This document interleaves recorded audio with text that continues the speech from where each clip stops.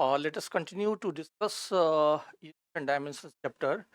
अभी यहाँ से अब हम लोग इसकी एप्लीकेशंस को डिस्कस करेंगे। तो यहाँ per unit and dimensions applications को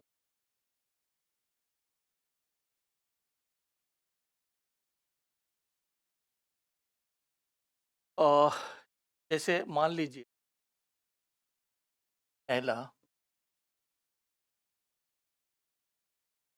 पॉइंट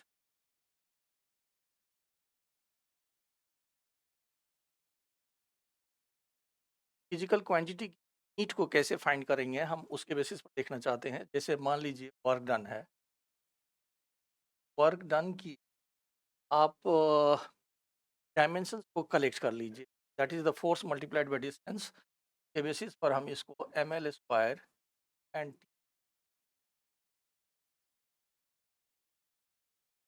तो अब अगर इस डायमेंशंस के बेसिस पर इसकी देखें तो आप क्या लिखोगे?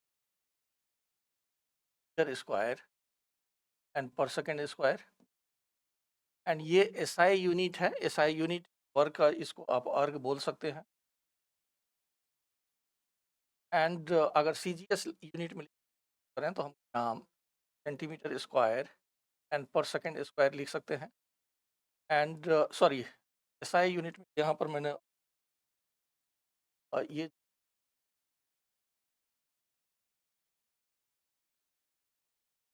जूल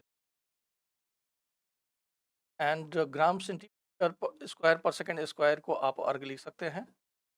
ये सीजीएस यूनिट, ये SI unit and 1 joule equal to power 7 erg होता है। पावर 7 अर्ग होती है। हम लोग डायमेंशनल एनालिसिस की एप्लीकेशन डिस्कस कर रहे हैं। फर्स्ट में हमका है टू फाइंड द यूनिट। मैं इसका दूसरा एग्जांपल भी देता हूँ।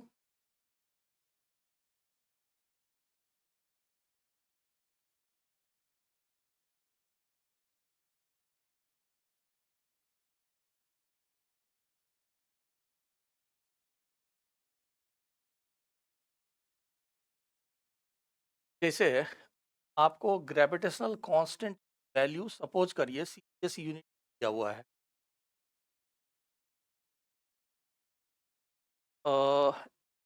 तो डायमेंशन करना है ना आपको, तो ये फार्मूला चाहिए ना। तो इस डायमेंशन पहले से हम लोग निकाले हैं, कलेक्ट कर देते हैं। अब इसके बेसिस पर ये डायमेंशनल फार्मूला जैसे आपने यहाँ पर लिखा है, वर्क की डायमेंशन उसके बेसिस पर यूनिट लिख रहे हैं आप। अब अगर ग्रेविटेशनल कांस्टेंट्स की डायमेंशन इस तरह का है तो इससे इसके बेसिस पर आपको यूनिट फाइंड करना है। तो थोड़ा सा इसको थोड़ा चेंज कर सकते हैं। जैसे आप यहाँ पर क्या करो, एम स्क्वायर से डिवाइड एंड एम स्क्वायर से मल्टीप्लाई। तो अब अगर यहाँ पर देखें, एम स्क्वायर से मल्टीप्लाई कर लेंगे तो एंड हम एल एंड टी को एक साथ ले रहे हैं and multiply L square divided by M square ऐसा लिख रहे हैं। तो ये टर्म आपका न्यूटन हो जाएगा मीटर स्क्वायर के बेसिस पर आप इसको न्यूटन मीटर स्क्वायर एंड पर के सकते हैं। तो एक्चुअल में फार्मूला से आता है। जैसे अगर आप F equal to m1 m2 upon R square लिखें, यहाँ से भी आप न्यूटन मीटर स्क्वायर एंड पर के जी स्क्वायर लिख सकते हैं। तो आप इस तरह से थोड़े से अरेंज करके उस डायमेंशन को फाइंड कर सकते हैं। मैं इसकी दूसरी एप्लीकेशंस की तरफ मूव कर रहा हूँ। दूसरा एप्लीकेशन हम लिख रहे हैं कन्वर्सन ऑफ यूनिट।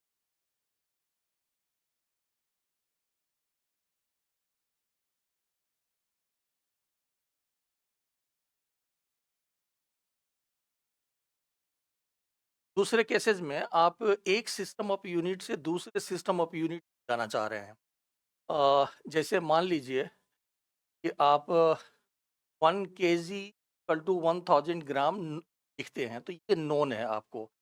अगर अननोन है तो उस सिचुएशंस में कैसे फाइंड करेंगे? तो जैसे मान लो अगर हम फोर्स का देखें तो फोर्स का MLT-2 होता है, तो यहाँ पर m की जो m का पावर, l का पावर एंड t का पावर नोन है। लेकिन अगर ऐसा कोई फिजिकल क्वांटिटी है जिसकी हमें पावर नोन नहीं, यानी कि m to the power a and l to the power b and t to the power c, तो इसके बेसिस पर आप कन्वर्शन ऑफ यूनिट्स में n1 1 equal to n2 formula लगाते हैं। n1 is the number one unit and n2 is the number in another unit and u1 आपका mlt के value हो जाएगा। तो इसके बेसिस पर अगर हम लिखें तो n2 equal to n1 and m1 upon m2 whole to the power and l1 upon l2 whole to the power b and 1 upon t2 power c। तो ये एक फार्मूला की तरह ट्रीट कर सकते हैं इसको। एंड इसके बेसिस पर जैसे मान लीजिए आपको पहले वाले केसेस में 1 न्यूटन को डाइन में कन्वर्ट करना है, तो यहाँ पर अगर देखेंगे तो फोर्स फोर्स का डायमेंशंस के बेसिस पर अगर कंपेयर करें तो ए की वैल्यू कितने आ जाएगा, ए की वैल्यू 1, का भी वैल्यू 1 एंड वैल्यू -2 आ जाएगा।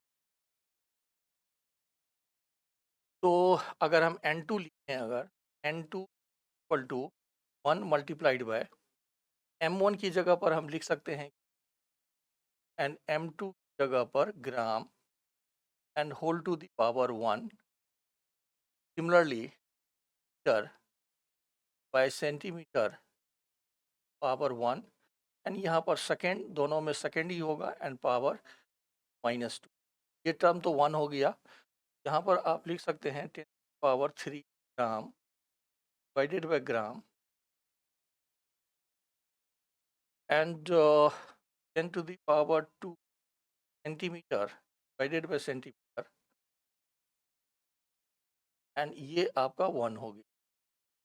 का मतलब कमिंग 10 टू द पावर 5 का मतलब 1 newton is equal to 10 to the power 5 dyne हो गया। अब यहाँ पर थोड़ा एक प्रिकॉशन लेना है,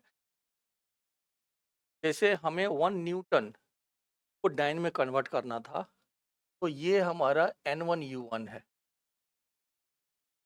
और ये n2। लेकिन अगर सपोज करिए 1 डाइन को ही कन्वर्ट करना है, 1 डाइन को कन्वर्ट करना है न्यूटन में, तो हमारा ये n1u1 सिस्टम होगा और ये n2 सिस्टम है। यानी कि जिसको बदलना है वो n1u1 है एंड जिसमें बदलना है वो n2u। तो मैं इसके बेसिस पर भी एक एग्जांपल दे देता हूँ। जैसे मान लीजिए वैल्यू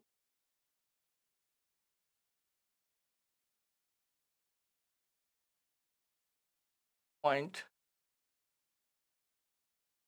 पावर -8 है एस यूनिट। अब इसको हमें SI यूनिट कन्वर्ट कर,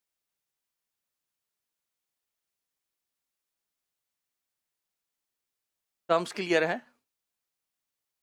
का मतलब ये हमारा दिस इज योर n1 और इस सिस्टम में, ये सिस्टम में आपका मास ग्राम में, सेंटीमीटर में, सेकंड में है और SI में कन्वर्ट करना है तो ये मीटर में और ये सेकंड में।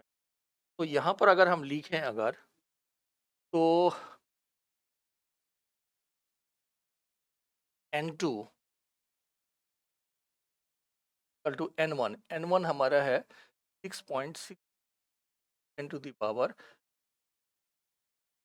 एंड यहाँ पर अगर हम देखेंगे तो हम gram divided by metre and to the power 8 फिर आप centimetre divided by metre power and second upon second power C ऐसा लिखेंगे। आप फिर से देखिए, आप इसको कन्वर्ट कर रहे थे इसीलिए ये U1 है, इसीलिए वो ऊपर है। लेकिन पहले वाले केसेस में अगर आप देखें तो हम SI से कन्वर्ट कर रहे थे CGS में, तो हमारा केजी मीटर सेकंड यही समझना है कि केजी मीटर सेकंड ऊपर है और ग्राम सेंटीमीटर सेकंड ऊपर है। लेकिन इस वाले केसेस में हमारा ग्राम सेंटीमीटर ऊपर है, क्योंकि ये CGS है, उसको SI कन्वर्ट करना है। ये SI वाला जो है नीचे है, ये केजी है, केजी केजी।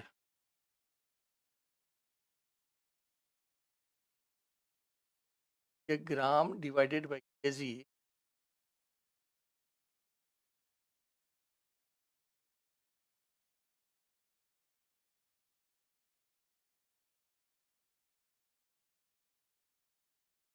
अब ये सेंटीमीटर है,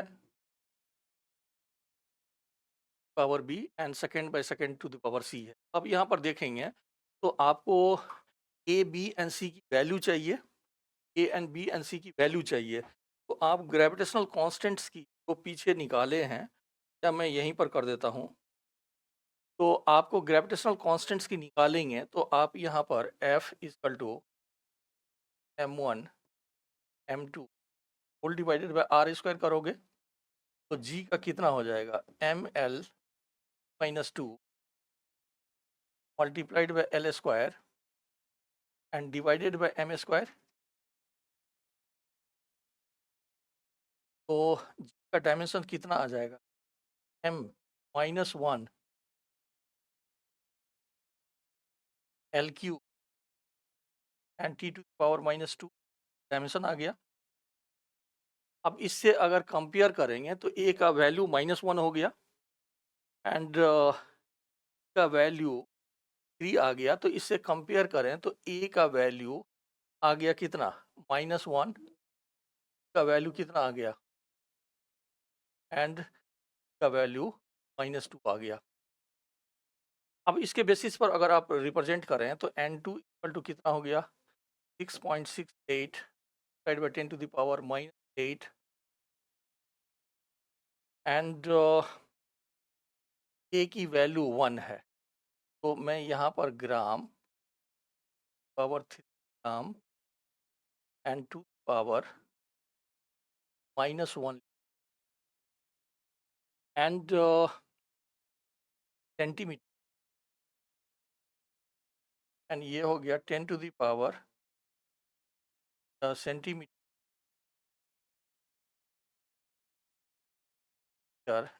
होल टू द पावर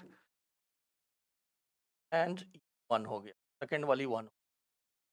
तो यहाँ पर अगर देखेंगे equal to 0.6 10 to the power minus and multiplied by, अब क्या होगा, ये -1 है तो 10 टू द पावर 3 ऊपर चला जाएगा एंड इन 1 अपॉन, यहाँ पर देखेंगे तो क्यूब है तो ये 10 टू द पावर 6 आ जाएगा। तो 3 कैंसिल हो जाएगा, 6.6 and multiplied by 10 to the power -11 आ जाएगा। तो एक्चुअल में जो वैल्यू होती है जी का इन SI यूनिट, वो 6.68 into 10 power minus 11 newton metre square per K जी स्क्वायर होता है एक्चुअल में। तो ये सही आ रहा है। अब इसमें मैं फिर से रिपीट कर रहा हूँ, देखिए अगर इसको कन्वर्ट करना है SI में तो ये CGS यूनिट में है, SI में कन्वर्ट करना है तो ये हमारा N1 सिस्टम होगा। तो ये देखिए ऊपर है, और SI में कन्वर्ट करना है तो SI वाली ये है। ये थोड़ा प्रिकॉशंस रखना है। नेक्स्ट अगर देखें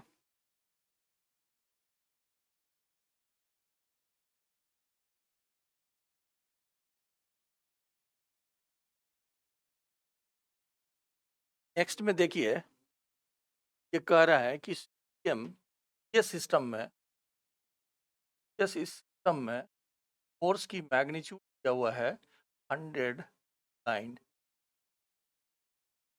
एंड इसको कन्वर्ट करना है एक ऐसे सिस्टम में जिसमें वो मास को केजी में ले रहा है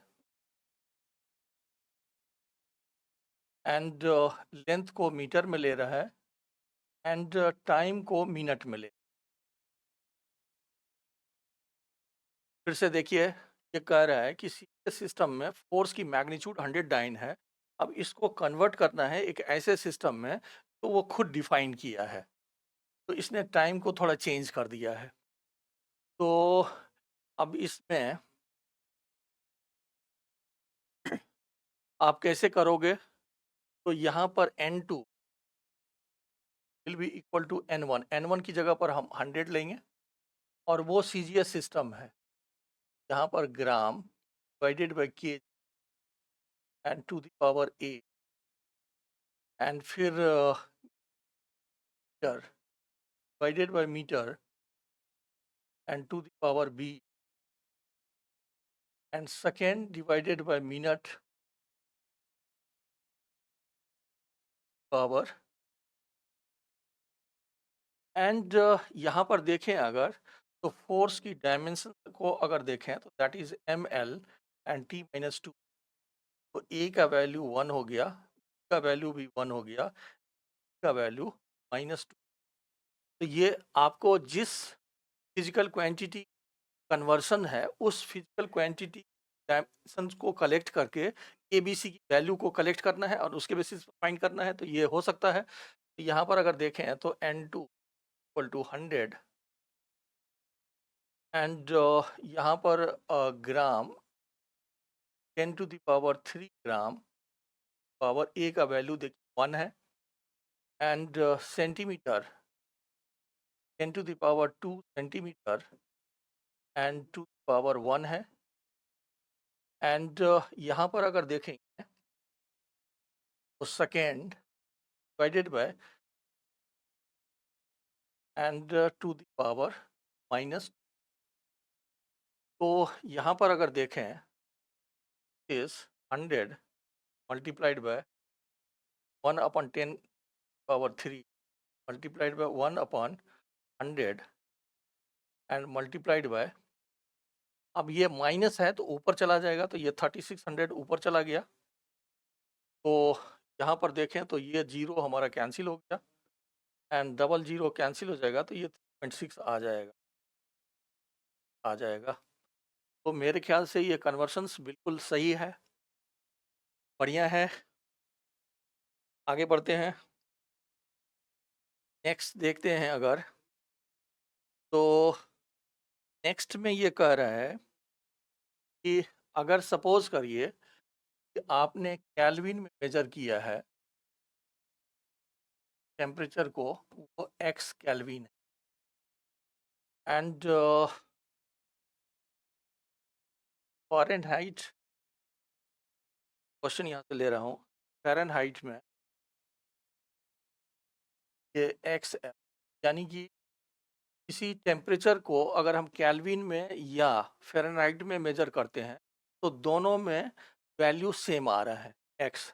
तो इसके बेसिस पर x की वैल्यू को फाइंड करने के लिए, तो यहाँ पर देखेंगे तो ये थोड़ा सा डिफरेंट हो गया। अ, जैसे आपको थर्मोडायनामिक्स में ये कन्वर्सन या जो टेम्परेचर से रिलेटेड करते हैं, तो आप x minus zero divided by 5 equal to f minus 32 by 9। यहाँ पर एक सेकेंड पर सी, ये कन्वर्शंस का मैं फार्मूला को रिकॉल कर देता हूँ कि minus divided by 5 and equal to kelvin minus 273 divided by 5। Division same होते हैं।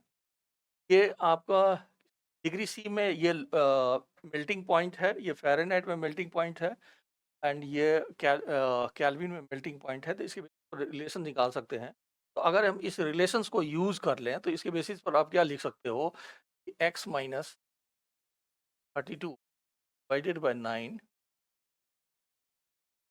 Equal to x minus 273। आपका केल्विन में और फ़ारेनहाइट में रीडिंग सेम आ रही है 5। एंड यहाँ से इसको सॉल्व कर लें अगर, तो x की वैल्यू 303 आ रहा है, x की वैल्यू आ रहा है। एंड यहाँ पर नेक्स्ट अगर देखें, ये कह रहा है कि 1 gram centimetre and per second equal to x ton second, x की वैल्यू को फाइंड करने की।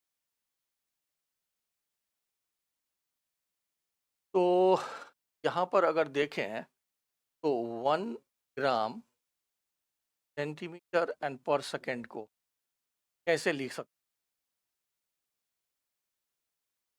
तो एसआई में कन्वर्ट करना होगा। तो ग्राम की जगह पर क्या लिखेंगे, 10 to the power -3, and centimetre की जगह पर लिखेंगे 10 to the power -metre and per second.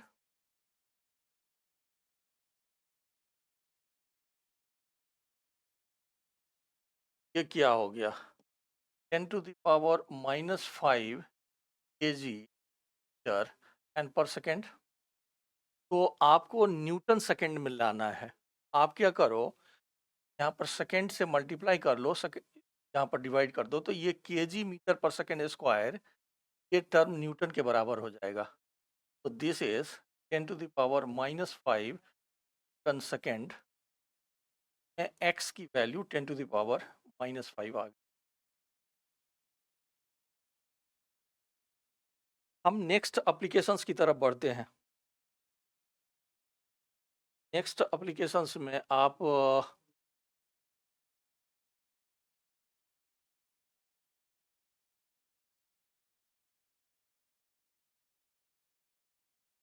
Drive formula,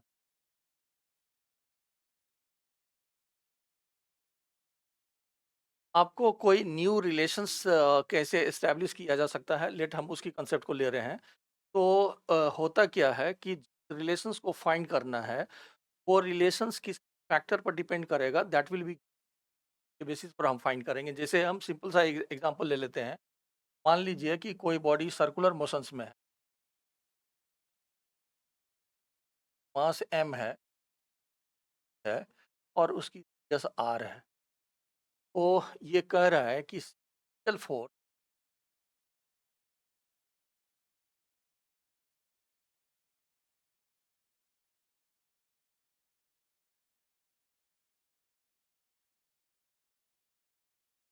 depends on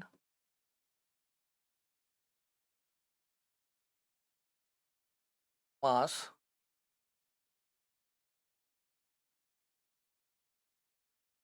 velocity and yes of circle, ऐसा दिया हुआ है आपको।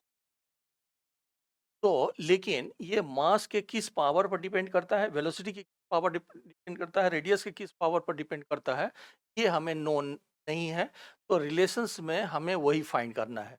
तो आप क्या करो कि फोर्स है that depends on mass to power A power B and R to the power C, ऐसा लिखे। वैसे यहाँ पर एक कांस्टेंट भी आएगा, लेकिन डायमेंशनल एनालिसिस के डिमेरिट्स है कि वो कांस्टेंट की वैल्यू को प्रेडिक्ट नहीं करता है। तो कांस्टेंट लिखना जरूरी नहीं, आप वैसे कांस्टेंट होता है। अब आप क्या करो कि दोनों तरफ डायमेंशंस को इक्वेट करो, तो फोर्स का डायमेंशन या MLT-2,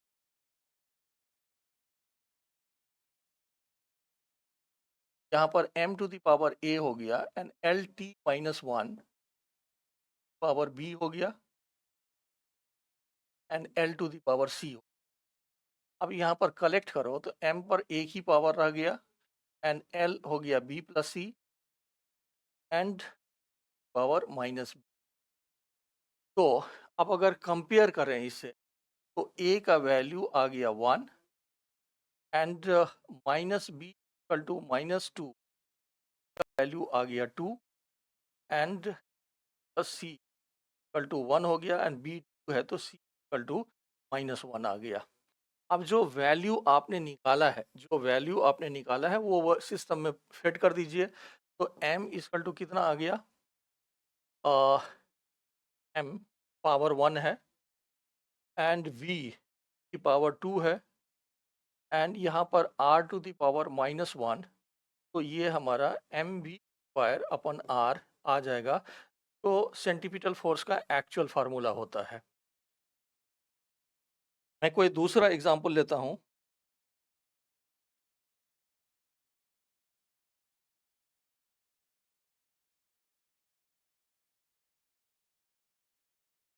जैसे ये कह रहा है कि viscous force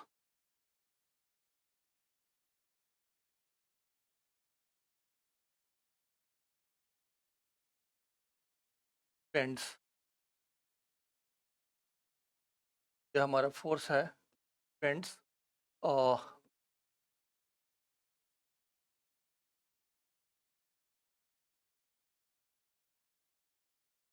coefficient of viscosity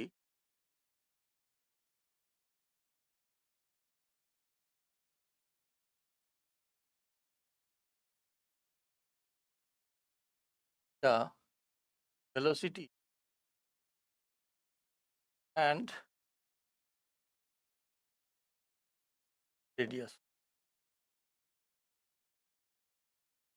तो हमें फिर से क्या करना है, F इक्वल टू, मैं कांस्टेंट मान लीजिए कांस्टेंट लिखता हूँ, तो coefficient of viscosity power a, velocity power b and r to the power c। तो यहाँ पर आपको कोफिशिएंट ऑफ विस्कोसिटी को फाइंड करना होगा, इसीलिए हम लोगों ने कोफिशिएंट ऑफ विस्कोसिटी को अलग से निकाला था। लेकिन अगर यहाँ पर देखेंगे तो फोर्स इक्वल टू हमारा होता है क्या, डी एक्स नेगेटिव साइन ऐसा कुछ लेते हैं। तो यहाँ पर अगर देखें क्या का वैल्यू क्या हो गया, क्या इज एक्स डिवाइडेड बाय, तो क्या का वैल्यू क्या हो गया, that is equal to ml -2 divide by l divided by l square multiplied by l, ये वेलोसिटी है। तो यहाँ से l और l कैंसिल हो गया, क्या हो गया, ml, एक l कैंसिल हो जाएगा तो ml -1 and t to power -1, ये 1 हो जाएगा। तो अब ये देखिए, अगर हमारे पास कोफिशिएंट ऑफ विस्कोसिटी की रेडीमेड इंफॉर्मेशन नहीं है तो आपको किसी न किसी तरह से निकालना पड़ेगा यहाँ पर। तो अब अगर हम देखें तो M L T -2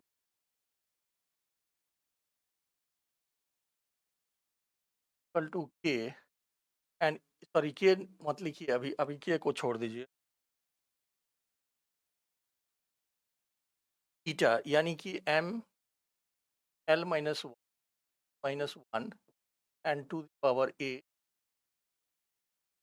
L T -1 power B and L to the power. अब अगर कलेक्ट करें, एम है and L to the power कितना हो गया, L to the power -a plus B and T power -a minus B, and यहाँ पर C भी आएगा, L to the power -a plus B and plus यहाँ पर प्लस सी बी। तो अब अगर कंपेयर करें तो a to the power 1 -a plus B and plus C equal to 1, and यहाँ पर देखें अगर minus B equal to -2 and a की वैल्यू -1 है, माइनस बी इक्वल टू -1, -1 उधर चला जाएगा तो +1 हो जाएगा, तो b इक्वल टू 1 आ गया, ये दूसरा वैल्यू हो गया हमारा। एंड यहाँ पर -1 +1 and plus C equal to 1 का वैल्यू 1 आ गया। अब यहाँ पर अगर फिट करें तो F equal to K and ए का वैल्यू 1 है एंड बी वैल्यू 1 है एंड सी का भी वैल्यू 1 है, तो आर आ गया।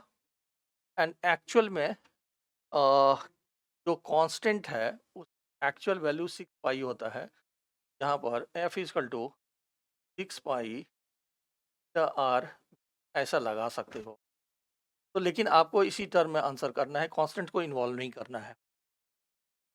फिर से देखिए, फार्मूला को डिराइव करना आसान है। फार्मूले को डिराइव करने के लिए उसने क्या किया है, जिस फिजिकल क्वांटिटी की फार्मूला निकालना है वो किस किस फैक्टर पर डिपेंड करता है, that is given in questions. तो आपको उस रिलेशंस को लिखना है एंड दोनों तरफ डायमेंशंस को इक्वेट करके जो कांस्टेंट इन्वॉल्व है ए बी, उसकी वैल्यू निकाल करके उसमें फिट कर देना है, तो उस फार्मूला आ जाएगा। यहाँ पर अगर देखें, कभी कभी वो जो नेक्स्ट हम चाहते हैं, कभी कभी वो क्या करेगा, अपनी तरफ से फंडामेंटल क्वांटिटी को डिफाइन करे एंड उस डिफिनीशन के बेसिस पर किसी अननोन फिजिकल क्वांटिटी को फाइंड करने के लिए बोलेगा। जैसे मान लीजिए कि हमने वेलोसिटी को, एक्सेलरेशंस को एंड फोर्स को एफ से डिनोट किया है। ये हमारा डिफाइंड क्वांटिटी एंड इसके बेसिस पर वो एंगुलर मोमेंटम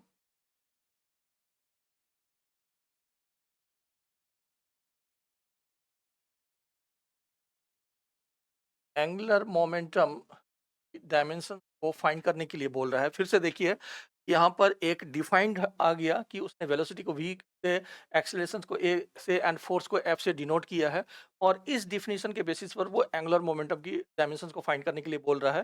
तो पहले हम इसको आप ऐसा लिख दो, angular momentum is equal to power a power b and f to the power c, ऐसा लिख दी। आप दोनों तरफ डायमेंशंस को इक्वेट करेंगे। यहाँ पर एंगुलर मोमेंटम को देखें अगर, तो angular momentum M V R होता है। तो यहाँ पर हो गया m एंड वेलोसिटी हो गया L T minus one and multiplied by l हो गया, तो this is M L square minus one. तो अब अगर इक्वेट करें तो this is M L square minus one equal to L T minus one power B. ये accelerations है, तो L minus power B and force का होता है M L T minus two, तो M L T and to the power, ऐसा लिख दिए हम है। एंड दोनों तरफ पहले कलेक्ट कर लीजिए। अगर हम m को कलेक्ट कर रहे हैं तो m एक जगह है, यानी m to the power c, and l देखेंगे तो l to the power a, l to the power b, power c। यहाँ पर आ गया l to the power a plus b plus c and t power हो गया minus a minus two and minus two. अब हमें क्या करना है, इक्वेट करना है। तो c हमारा डायरेक्टली इक्वल टू वन आ गया, डायरेक्टली वन आ गया, and a plus B and plus C equal to two, A plus B plus C equal to two. And यहाँ से देखें तो minus A minus and minus two equal to minus one. तो अब अगर देखें तो c इक्वल टू वन है, तो minus A minus two equal to minus two and ये वन आ जाएगा, और यहाँ से a प्लस बी का वैल्यू वन फेट कर दें, वन चला जाएगा उस साइड, तो ये a plus B equal to one आ जाएगा, a plus B equal to one आ गया। तो अगर हम इसको ऐड करें, तो ऐड अगर करेंगे तो minus A plus A cancel हो गया, minus two and plus B, तो that is the minus B equal to आ जाएगा 2 का वैल्यू -2 आ गया, का वैल्यू -2 1 आ गया। तो अब इसमें फिट करेंगे तो ए एंड बी का वैल्यू है -2 एंड सी का वैल्यू है 1, दैट इज इक्वल टू, तो ये -1, तो इसका मतलब ए का वैल्यू 3 आ गया। अब अगर हम फिर से फिट कर दें तो angular momentum is equal to, A का वैल्यू 3 है तो पावर 3 और वैल्यू -2 है, ए का वैल्यू हो गया एंड सी ऐसा आ गया, यानी कि angular momentum equal to F power. फिर से देखिए यहाँ पर आ, वो कभी कभार ऐसा करेगा कि वो अपनी तरफ से फिजिकल क्वांटिटी को डिफाइन करेगा और उसके बेसिस पर किसी फिजिकल क्वांटिटी की डायमेंशंस को फाइंड करने के लिए बोल रहा है। तो जैसे हमारे क्वेश्चंस में velocity v, acceleration a, force इसने डिफाइन किया है, इसके बेसिस पर एंगुलर मोमेंटम को फाइंड करने के लिए बोल रहा है। तो जो हम लोगों ने प्रोसेस सीखा है, L dependent on this power A B C and dimensions को इक्वेट करके फिर से ए बी सी की वैल्यू को फाइंड करके इसमें फिट कर देना है। तो मेरे ख्याल से ये काफ़ी क्लियर है।